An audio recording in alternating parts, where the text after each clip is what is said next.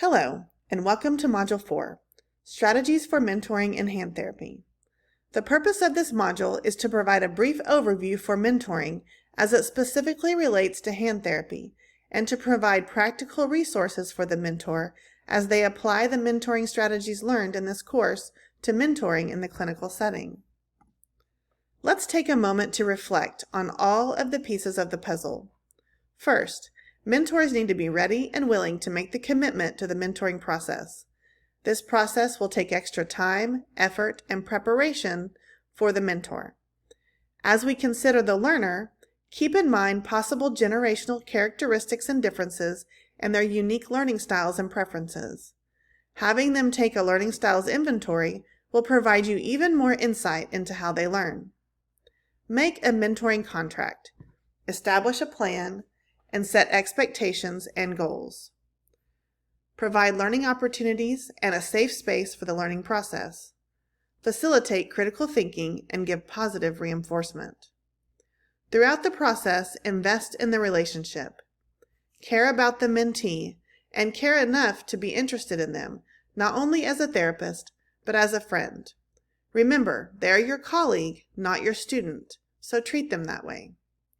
All of these things work together to facilitate the mentoring process and to help us provide excellent care for our patients.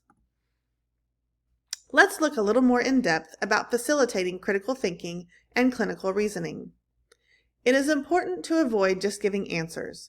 Instead, ask open-ended questions that provoke thought and reasoning. Questions such as, what is happening with this patient? Why do you think the patient is presenting this way? What interventions would you recommend and why? When should you advance their treatment and why? How would you solve this problem?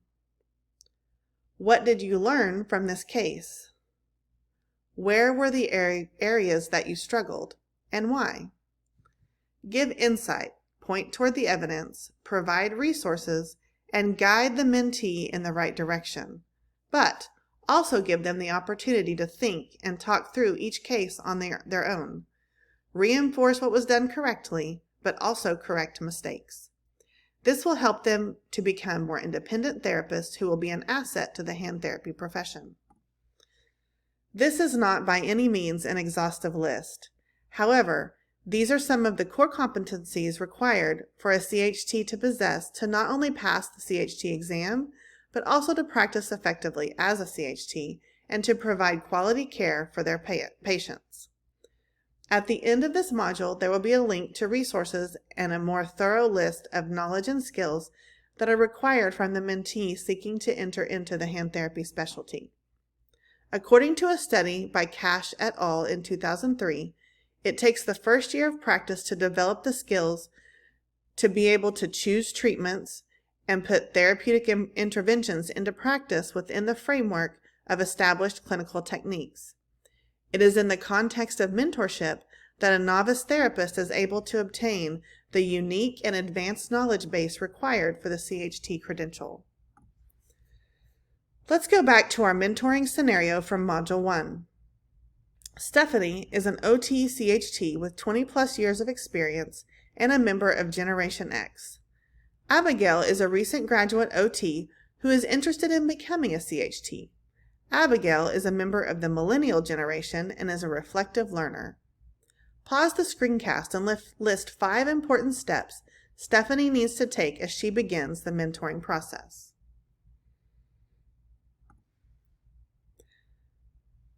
Abigail is tasked with preparing for and evaluating a patient who is 1 week post flexor tendon repair in zone 2 of the right index finger. The patient presents with orders with the instructions to evaluate and treat, follow flexor tendon protocol, make a splint.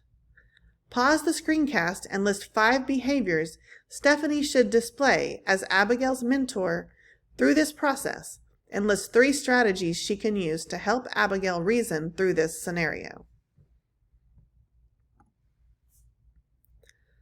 Scan the QR code on this slide for the Mentor Handbook that accompanies this course.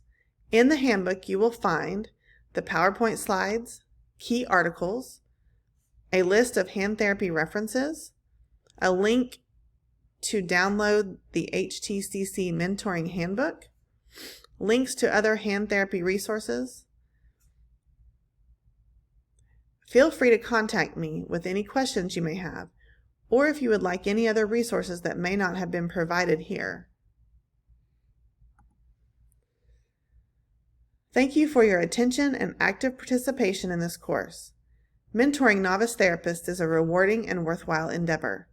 Thank you for your willingness to contribute to our profession in this way. I hope this course will be a valuable resource for you as you help mentor the next generation of hand therapists.